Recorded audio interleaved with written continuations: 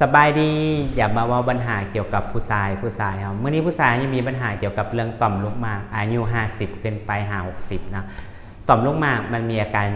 แบบใดเบื้องต้นเนาะท่านใดที่เที่ยวเหี่ยวคือ1 2 3เทื่อเนาะเขาเคี่ยวไปปรึกษาหมอเลยว่าเมื่อนี้เขามีปัญหาเรื่องต่อมลูกหมากไงบ่ต่อมลูกหมากมันเป็นแบบใดเขาจะให้ไปเบิ่งกันเนาะตัวนี้คือว่าต่อมลูกหมากปกติเนาะแล้วก็ภาพที่2นั้นเป็น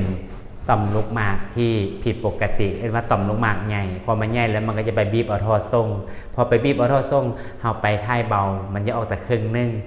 เด้มันจะสะสมไว้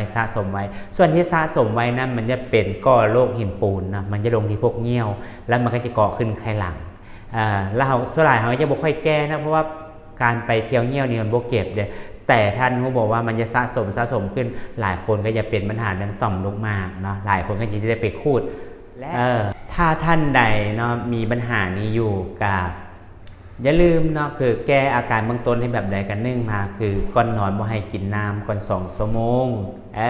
แล้วก็บ่ให้อาบน้ำดึกแล้วก็บ่ให้นอนดึกแล้วก็บ่ให้อารมณ์ร้อนเนาะว่าอารมณ์เครียดนะมันก็จะส่งผลไปหาเรื่องต่อมลูกหมากนั้นแต่เมื่อนี้ท่านใดเป็นอยู่ก็อย่าลืมเนาะเมื่อนี้เรามีผลิตภัณฑ์ให้คือว่าHappy Man นะ Happy Man ก็จะช่วยเกี่ยวกับเรื่องผู้ชายนก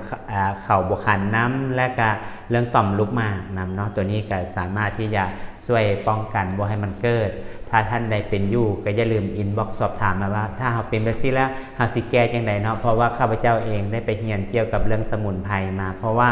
เรื่องสมุนไพรนี่ถ้าสมมติว่าเราศึกษาดีๆนะมันก็ป้องกันก่อนบ่ให้มันเกิดพยาธิเนาะถ้าท่านได้กินไปมันก็จะเฮ็ดให้มาท่านมี